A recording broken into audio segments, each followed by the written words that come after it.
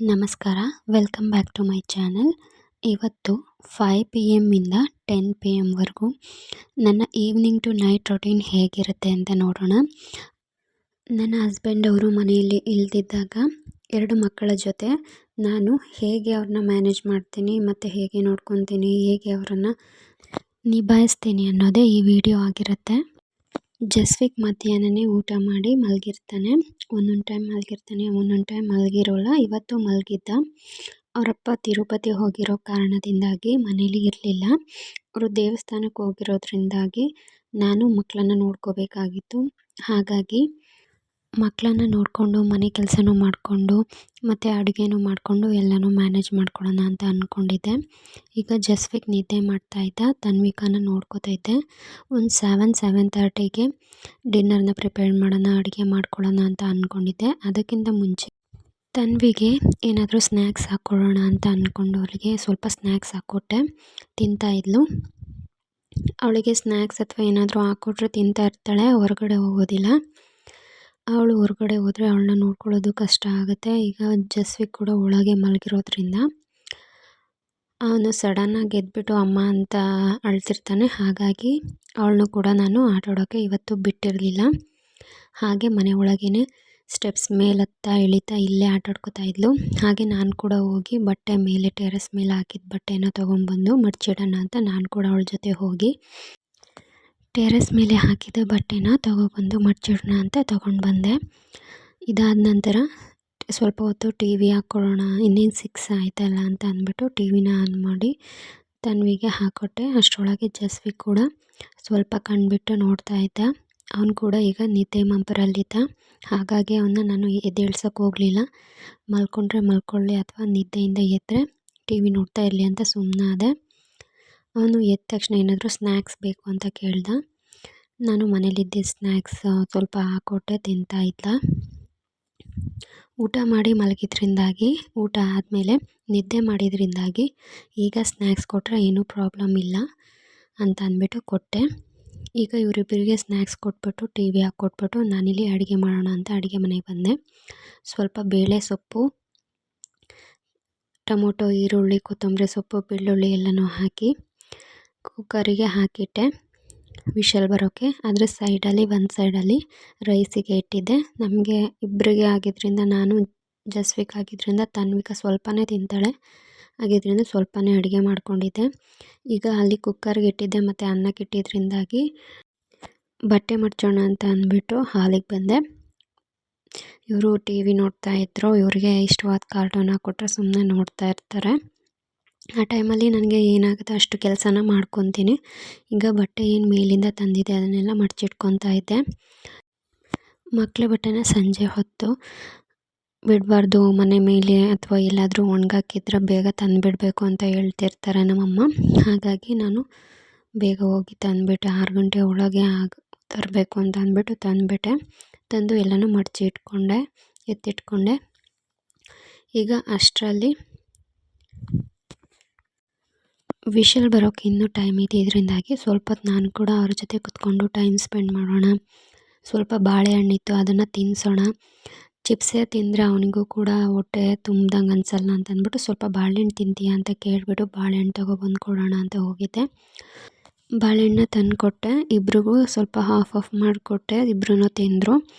ಅವನು ನಿದ್ದೆಯಿಂದ ಎದ್ದಿದ್ದರಿಂದಾಗಿ ಅವನಿಗೆ ಅಷ್ಟೊಂದೇನು ಹೊಟ್ಟೆ ಹಸ್ತಿರಲಿಲ್ಲ. ಫಸ್ಟೇ ಊಟ ಮಾಡಿ ಮಲಗಿದ್ರಿಂದಾಗಿ ಈಗ ಅವನಿಗೆ ಹೊಟ್ಟೆ ಹಸಿವು ಆಗೋಷ್ಟರೊಳಗೆ ನನ್ನ ಅಡುಗೆ ಕೂಡ ಮುಗ್ದಿರುತ್ತೆ. ಈಗ ಇಬ್ಬರು ಸ್ವಲ್ಪ ಹೊತ್ತು ಜಗಳ ಆಡ್ತಾಯಿದ್ರು ಚಿಪ್ಸ್ಗೋಸ್ಕರ. ಆಮೇಲೆ ಸರಿ ಅಂತ ಅಂದ್ಬಿಟ್ಟು ನಾನು ಅವನಿಗೆ ಎತ್ಕೊಡ್ತಾ ಇದ್ದೆ. ಸ್ವಲ್ಪ ಹೊತ್ತು ಚೆನ್ನಾಗಿರ್ತಾರೆ, ಸ್ವಲ್ಪ ಹೊತ್ತು ಜಗಳ ಆಡ್ತಾ ಇರ್ತಾರೆ. ಈಗ ರೈಸ್ ಕೂಡ ಒಂದು 90% ಬೆಂದಿತ್ತು.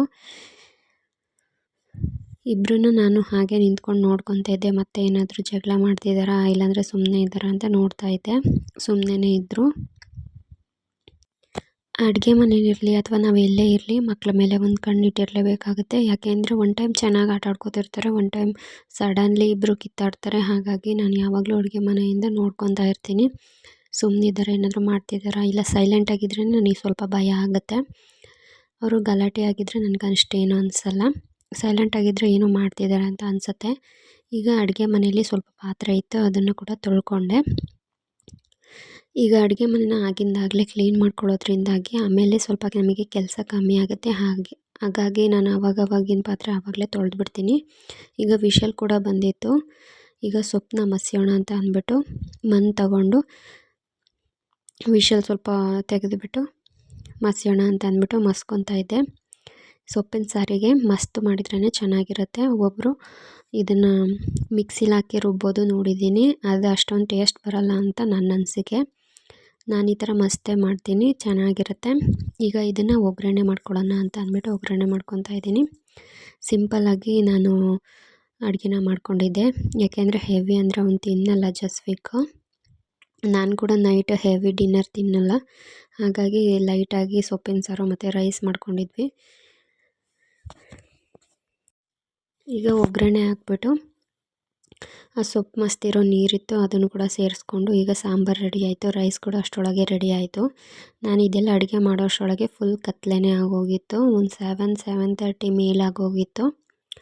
ಸರಿ ಅಂತ ಮಕ್ಕಳಿಗೆ ಊಟ ಹಾಕ್ಕೊಡೋಣ ಅಂತ ಸ್ವಲ್ಪ ತುಪ್ಪ ಹಾಕಿ ರೈಸ್ ಹಾಕಿ ಸ್ವಲ್ಪ ಸಾಂಬಾರು ಹಾಕಿ ಕೊಡೋಣ ಅಂತ ಅಂದ್ಕೊಂಡೆ. ಸಾಂಬಾರು ಟೆಕ್ಸ್ಚರ್ ನಾನು ಸ್ವಲ್ಪ ತಿಳಿ ಮಾಡಿದ್ದೆ, ತುಂಬ ತೀರಾ ಗಟ್ಟಿ ಮಾಡಿರಲಿಲ್ಲ.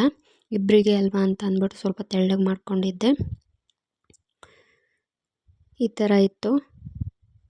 ಈಗ ಒಟ್ಟಿಗೆ ಕೂತ್ಕೊಂಡು ಊಟ ಮಾಡಿಬಿಡೋಣ ನಾನು, ತನು ಮತ್ತು ಜಸ್ವಿಕ್ ಅಂತ ಅಂದ್ಬಿಟ್ಟು ಈಗ ಅವಳಿಗೂ ಹಾಕ್ಕೊಟ್ಟೆ. ಅವಳು ಬಿಸಿ ಅಂತ ಸ್ವಲ್ಪ ಹೊತ್ತು ತಿನ್ನಲಿಲ್ಲ. ಆಮೇಲೆ ನಾನು ಕೂಡ ಕೂರಿಸ್ಕೊಂಡು ನನ್ನ ಪಕ್ಕದಲ್ಲೇ ಕೂರಿಸ್ಕೊಂಡು ತನ್ವಿಕನ ತಿನ್ನಿಸೋಣ ಅಂತ ಅಂದ್ಕೊಂಡೆ. ಜಸ್ವಿಕ್ಕೆ ಸಪ್ರೇಟಾಗಿ ಹಾಕ್ಕೊಟ್ಟೆ, ಏಕೆಂದರೆ ಅವನು ನಾನು ತಿನ್ನಿಸಿದ್ರೆ ತಿನ್ನೋದಿಲ್ಲ. ಅವನು ಸಪ್ರೇಟಾಗಿ ಅವನೇ ತಿಂತಾನೆ, ಹಾಗಾಗಿ ಅವನಿಗೆ ಸಪ್ರೇಟಾಗಿ ಹಾಕೊಬಂದು ಕೊಟ್ಟೆ. ಅವನಾಗೆ ತಿಂತಾನೆ. ತನ್ವಿಕಾಗೆ ಮಾತ್ರ ಸ್ವಲ್ಪ ಚೆಲ್ತಾಳೆ ಅಂತ ಅಂದ್ಬಿಟ್ಟು ನಾನು ನನ್ನ ತಟ್ಟೆಯಲ್ಲೇ ಊಟ ಮಾಡಲಿ ಅಂತ ಅಂದ್ಬಿಟ್ಟು ಸ್ಪೂನ್ ಕೊಟ್ಬಿಟ್ಟು ನಾನು ಪಕ್ಕದಲ್ಲಿ ಕೂತ್ಕೊಂಡು ನಾನು ಅದೇ ತಟ್ಟೆಯಲ್ಲಿ ಊಟ ಮಾಡಿಕೊಂಡೆ.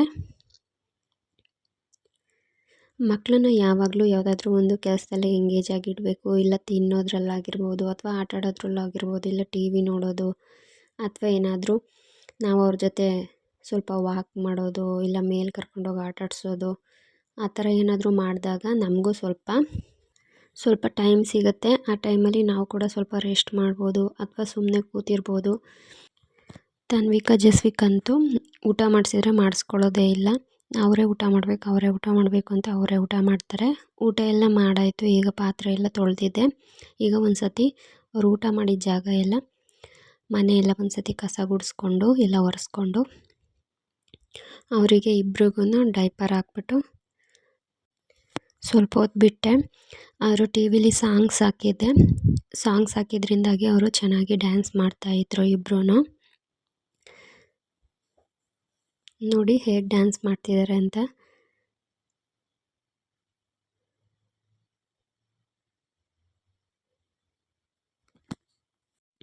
ಈ ಥರ ಮಕ್ಕಳಿಗೆ ಅವರಿಗೆ ಇಷ್ಟ ಆಗೋ ಸಾಂಗ್ಸ್ ಆಗಲಿ ಅಥವಾ ಕಾರ್ಟೂನ್ ಆಗಲಿ ಏನಾದರೂ ಹಾಕ್ಕೊಟ್ಟಾಗ ಅವ್ರು ಅದನ್ನು ನೋಡ್ತಾ ಇರ್ತಾರೆ. ಹಾಗಾಗಿ ನಾವು ಕೂಡ ಸ್ವಲ್ಪ ಹೊತ್ತು ಆರಾಮಾಗಿ ಕೂತಿರ್ಬೋದು.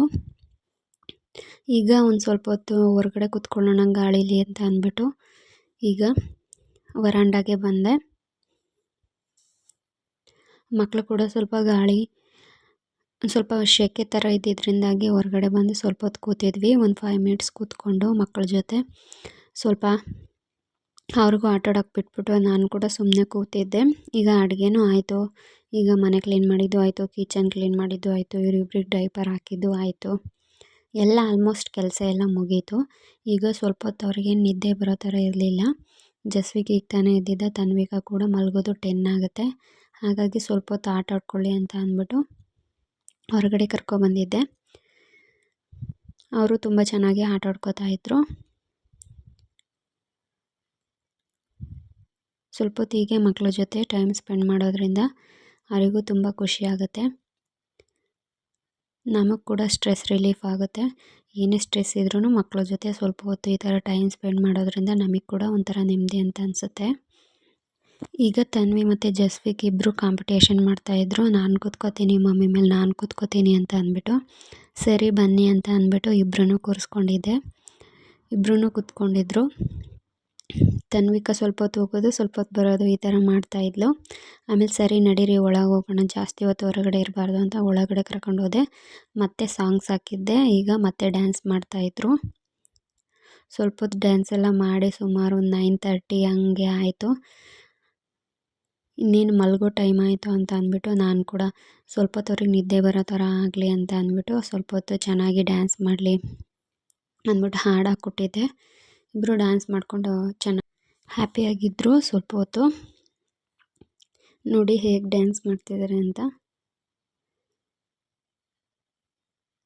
ಈಗ ಅದಾದ ನಂತರ ಸ್ವಲ್ಪ ಹೊತ್ತು ಓದ್ಕೊಳ್ಳಿ ಅಂತ ಅಂದ್ಬಿಟ್ಟು ಸ್ವಲ್ಪ ಹೊತ್ತು ಬುಕ್ಸ್ ಕೊಟ್ಟೆ. ಅವನಿಗೆ ನಿದ್ದೆ ಬರೋ ಥರ ಇರಲಿಲ್ಲ, ಹಾಗಾಗಿ ಸ್ವಲ್ಪ ಹೊತ್ತು ಬುಕ್ಸಲ್ಲಿ ಏನಾದರೂ ಓದ್ಕೊಳ್ಳಿ ಅಂತ ಅಂದ್ಬಿಟ್ಟು ತನ್ವಿಕಾಗೊಂದು ಜಸ್ವಿಕ್ಗೊಂದು ಬುಕ್ ಕೊಟ್ಟೆ.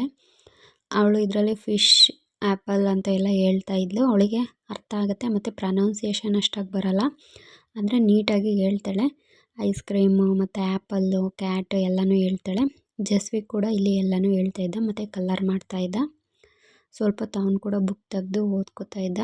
ಅವಳು ಕೂಡ ಅದರಲ್ಲಿ ಚಿತ್ರಗಳನ್ನು ನೋಡಿ ಇಮೇಜಸ್ ನೋಡ್ಬಿಟ್ಟು ಅದ್ರ ಹೆಸರನ್ನೆಲ್ಲ ಹೇಳ್ತಾ ಇದ್ಲು ತನು ಕೂಡ.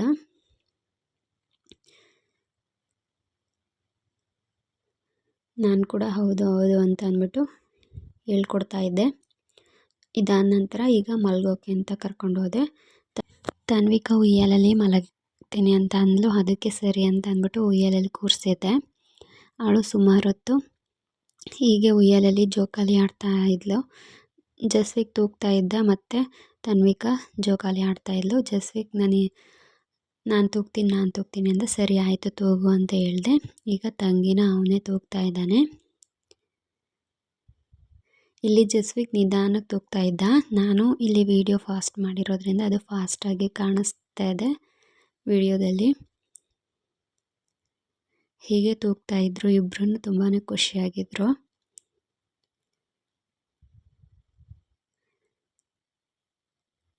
ತನ್ವಿಕಾ ಮಲಗೋಕ್ಕೂ ಮುಂಚೆ ಸ್ವಲ್ಪ ಹೊತ್ತು ಈ ಥರ ಜೋಕಾಲಲ್ಲಿ ಆಟ ಆಡಿಬಿಟ್ಟು ಆಮೇಲೆ ಬೆಡ್ ಮೇಲೆ ಮಲ್ಕೋತಾಳೆ.